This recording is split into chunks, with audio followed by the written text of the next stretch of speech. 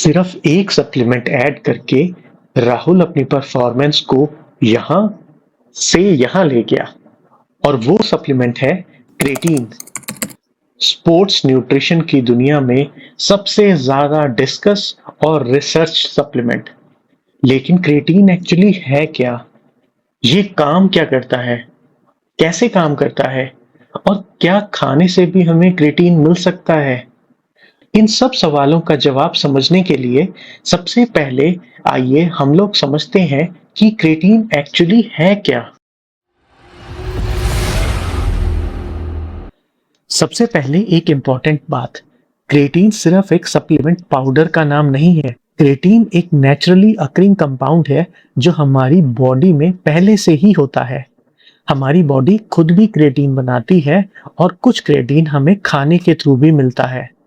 Body में creatine का सबसे बड़ा स्टोर स्केलेटल मसल्स में होता है और मसल्स में ही इसका इंपॉर्टेंट रोल भी है। रैपिडली अवेलेबल एनर्जी सिस्टम, यानी हमारी बॉडी को मसल्स को जल्दी से एनर्जी प्रोवाइड करना इसका सबसे बड़ा काम है। ये काम कैसे करता है, इस रोल को समझने के लिए पहले हमें एटीपी को समझना होगा। हमारी बॉडी में जब भी मसल को काम करना होता है उसे एनर्जी चाहिए और मसल के लिए इमीडिएटली अवेलेबल एनर्जी का इंपॉर्टेंट सोर्स है एटीपी। एटीपी को आप मसल की ready to use energy currency समझ सकते हो। अब इसको एक सिंपल से एग्जांपल से समझते हैं। इमेजिन कीजिए एक हाई परफॉर्मेंस कार है। कार का इंजन है हमारी मसल्स और इंजन को चलाने के लिए जो फ्यूल चाहिए उसे हम एटीपी समझ सकते हैं। नॉर्मल ड्राइविंग में फ्यूल कंजम्पशन मैनेजेबल होता है, लेकिन जैसे ही हम एक्सेलेरेटर को हार्ड प्रेस करते हैं तो इंजन बहुत तेजी से काम करता है और बहुत तेजी से इस फ्यूल को कंज्यूम करता है। एग्जैक्टली इसी तरह जब हम हैवी स्क्वाट, बेंच प्रेसेस या स्प्रिंट लगाते हैं तो बॉडी को हाई एनर्जी की जरूरत होती है। मसल्स को एनर्जी बहुत तेजी से चाहिए होती है, लेकिन यहाँ एक प्रॉब्लम है। मसल के पास एटीपी की क्वांटिटी लिमिटेड होती है। जब आप इंटेंस एक्सरसाइज करते हैं तो एटीपी जल्दी से यूज हो जाता है, वो एनर्जी रिलीज करता है और एडीपी में कन्वर्ट हो जाता है। अब मसल को काम करते रहने के लिए एटीपी बनाना है और वो भी बहुत जल्दी। यहाँ पर क्रेटीन का रोल शुरू होता है। मसल में स्टोर्ड क्रेटीन का एक सिग्निफिकेंट पोर्शन फॉस्फोक्रेटीन की फॉर्म में रहता है। फॉस्फोक्रेटीन एक रैपिडली अवेलेबल एनर्जी रिजर्व की तरह है। जब एटीपी यूज होकर एडीपी बनता है, फॉस्फोक्रेटीन अपना फॉस्फेट ग्रुप डोनेट करके एडीपी को दोबारा से एटीपी बनाने में और मसल को दोबारा से रिचार्ज करने में हेल्प करता है।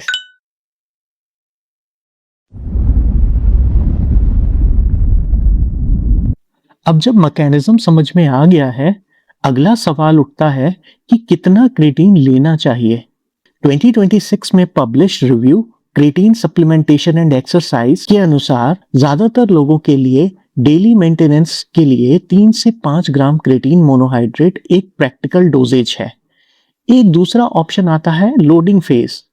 लोडिंग फेज में कॉमनली अराउंड 20 ग्राम per day multiple small doses में लिया जाता है। अप्रोक्सीमेटली 5 से 7 दिन तक लिया जाता है और जब आपके मसल्स क्रेटीन से सैचुरेट हो जाते हैं उसके बाद इस डोजेज को रिड्यूस करके 3 ग्राम या 5 ग्राम मेंटेनेंस डोज पे ले आया जाता है। लेकिन लोडिंग जरूरी नहीं है। आप बिना लोडिंग के भी 3 से 5 ग्राम डेली क्रेटीन लेकर अपना मसल क्रेटीन ग्रेजुअली इंक्रीज कर सकते हो। आपको आपकी बॉडी वेट के हिसाब से कितना क्रेटीन लेना चाहिए आप एक कैलकुलेटर से पता कर सकते हो, जिसका लिंक मैंने डिस्क्रिप्शन में डाल दिया। अब एक लॉजिकल क्वेश्चन आता है, अगर बॉडी खुद क्रेटीन बनाती है और खाने में भी क्रेटीन होता है तो हमें सप्लीमेंट की क्या जरूरत है? Creatine naturally animal based food products में मिलता है, स्पेशली मीट और फिश में।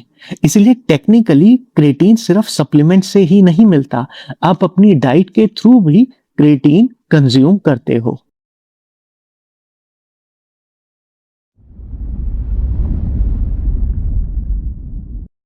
खाने में क्रिएटिन की कॉन्सेंट्रेशन काफी लिमिटेड होती है।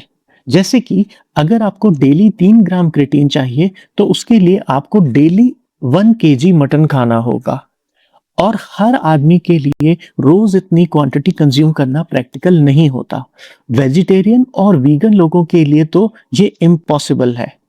क्रिएटिन सप्लीमेंट का एडवांटेज यही है कि ये क्रिएटिन को एक मेजर्ड और बहुत ही कन्वीनियंट तरीके से आपको प्रोवाइड करता है। अब सबसे इंपॉर्टेंट क्वेश्चन, क्रिएटिन लेने के बाद मुझे कोई डिफरेंस दिखेगा या मुझे कुछ डिफरेंट फील होगा? क्रिएटिन का सबसे वेल एस्टैब्लिश्ड बेनिफिट यही है कि हाई इंटेंसिटी एक्सरसाइज परफॉर्मेंस को ये सपोर्ट करता है। यानी जब आप हैवी रेजिस्टेंस ट्रेनिंग करते हो, स्प्रिंटिंग करते हो या रिपीटेडली हाई इंटेंसिटी वर्कआउट करते हो, तो फॉस्फोक्रेटाइन और क्रेटाइन सिस्टम एनर्जी अवेलेबिलिटी को सपोर्ट करता है। प्रैक्टिकल एग्जाम्पल के तौर पर अगर किसी वेट के साथ आप एक्सरसाइज में 8 रेप्स लगाते हो, तो क्रेटाइन लेने के बाद आप उसी वेट के साथ 10 रेपिटेशंस तक लगा पाओगे। बेनिफिट कितना होगा ये हर पर्सन पर अलग-अलग डिपेंड करता है। लेकिन नॉर्मली ट्रेनिंग के कंटेक्स्ट में ऐसे छोटे-छोटे इंप्रूवमेंट्स आपकी बॉडी को लगातार इंप्रूव करते चले जाते हैं, और जब आप इसे हफ्ते दर हफ्ते, महीने दर महीने इंप्रूव करोगे, तो इसका इम्पैक्ट आपकी बॉडी और मसल बिल्डिंग पर भी पड़ेगा। क्रिएटिन लेने के कुछ दिनों बाद एक और चेंज नोटिस किया जा सकता है। मसल थोड़े से फुलर दिखाई देंगे। इसका एक इंपॉर्टेंट रीजन है। मसल सेल्स में water associated with creatine storage increase हो जाता है। इसीलिए स्टार्टिंग फेज में स्केल पर बॉडी वेट भी थोड़ा सा बढ़ा हुआ दिखाई देता है। लेकिन यहाँ एक बहुत इंपॉर्टेंट डिफरेंस है। वाटर वेट और एक्चुअल मसल टिश्यू एक ही चीज नहीं है। इसका मतलब ये है आपके मसल्स के अंदर पानी का कंटेंट ज्यादा बेटर है।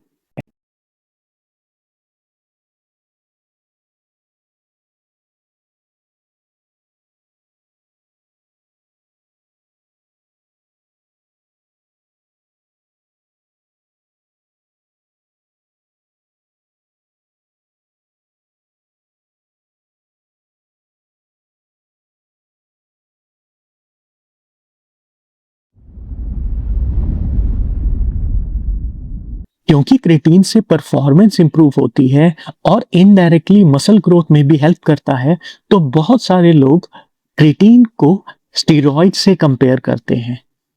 लेकिन क्या क्रिएटिन स्टेरॉइड है? नहीं। क्रिएटिन और anabolic steroids completely different substances हैं। ये दोनों डिफरेंट मैकेनिज्म के थ्रू काम करते हैं। क्रिएटिन मेजरली मसल के फॉस्फोक्रेटिन और एटीपी एनर्जी सिस्टम को सपोर्ट करता है, जबकि एनाबॉलिक स्टेरॉइड्स हार्मोनल सिग्नलिंग के थ्रू मसल ग्रोथ और दूसरे फिजियोलॉजिकल इफेक्ट्स को इन्फ्लुएंस करते हैं। क्योंकि स्टेरॉइड्स में हार्मोन्स इन्वॉल्व हैं, तो उसके नेगेटिव इम्पैक्ट्स भी बॉडी पे हो सकते हैं। इसलिए दोनों को एक कैटेगरी में रखना कॉन्सेप्चुअली गलत है। क्रिएटिन को किडनी डैमेज से रिलेट करने का एक बड़ा रीजन है दो सिमिलर नेम्स, क्रिएटिन और क्रिएटिनिन। लेकिन ये दोनों सेम चीज नहीं है। क्रिएटिन मसल के एनर्जी सिस्टम का पार्ट है, जबकि क्रिएटिनिन क्रिएटाइन मेटाबॉलिज्म का बाई प्रोडक्ट है जो ब्लड में मेजर किया जा सकता है। किडनी फंक्शन असेस करने में ये एक कॉमनली यूज होने वाला मार्कर है। क्रिएटिन सप्लीमेंटेशन कुछ लोगों में ब्लड के क्रिएटिनिन लेवल को अफेक्ट कर सकता है, क्योंकि जब ज्यादा क्रिएटिन कंज्यूम करोगे तो ऑटोमेटिकली ज्यादा क्रिएटिनिन भी फ्लश आउट करोगे। तो बढ़े हुए क्रिएटिनिन को किडनी डैमेज से रिलेट करना गलत है। अब एक और कॉमन कंसर्न है, अगर क्रिएटिन मसल सेल के अंदर पानी इंक्रीज करता है तो क्या बॉडी को डिहाइड्रेट कर सकता है? मसल सेल्स के अंदर पानी का बढ़ना और पूरी बॉडी का डिहाइड्रेट होना दो अलग-अलग केसेस हैं। हेल्दी लोगों में क्रिएटिन को ऑटोमेटिकली डिहाइड्रेशन या मसल क्रैम्प का कारण मानना साइंटिफिक एविडेंस के अकॉर्डिंग जस्टिफाइड नहीं है।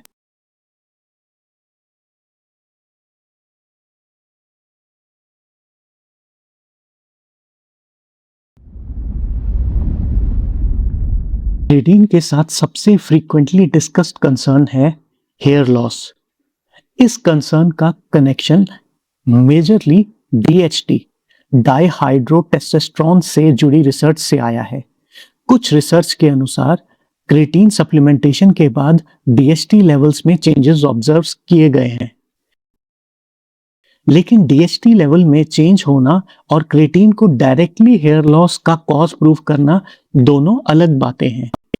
अभी की एविडेंस के मुताबिक क्रिएटिन को direct cause of hair loss establish नहीं किया जा सकता।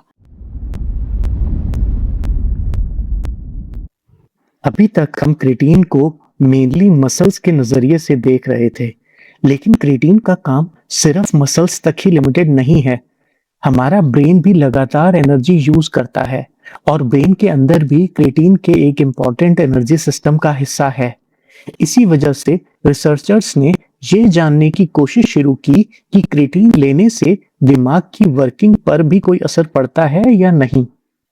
कुछ स्टडीज में मेमोरी, ध्यान लगाने की एबिलिटी और इंफॉर्मेशन को प्रोसेस करने की स्पीड में फायदे दिखने के संकेत मिले हैं। लेकिन यहाँ एक बात समझना बहुत जरूरी है।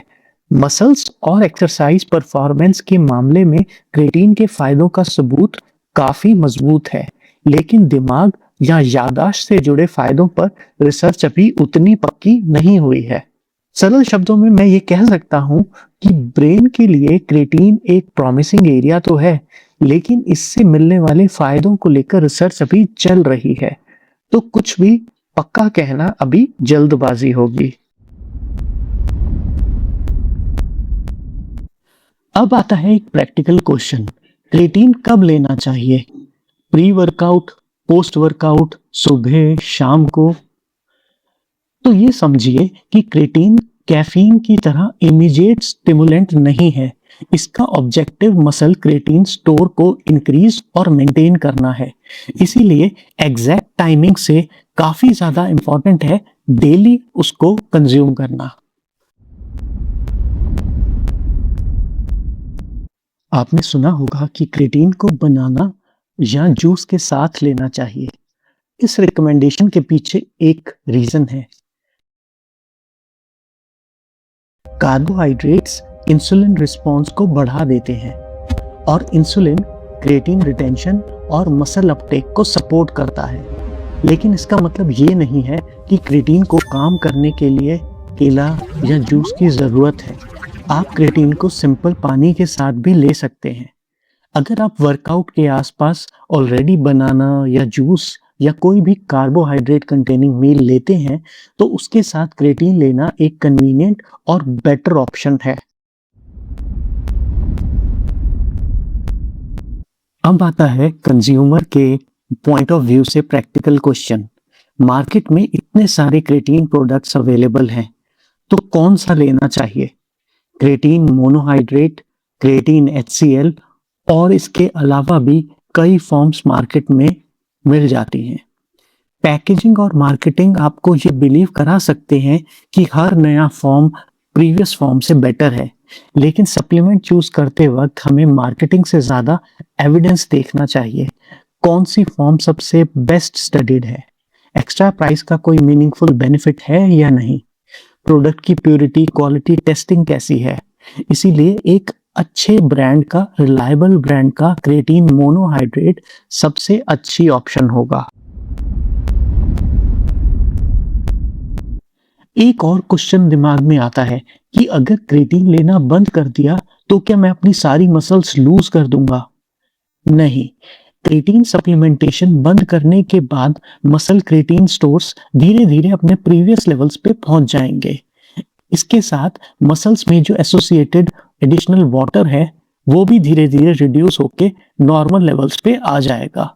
इसीलिए मसल थोड़े से कम फूले हुए दिख सकते हैं और बॉडी वेट भी थोड़ा सा कम हो सकता है, लेकिन इसका मतलब ये नहीं है कि आपका मसल लॉस हुआ है। आपकी पावर लगभग उतनी ही रहेगी।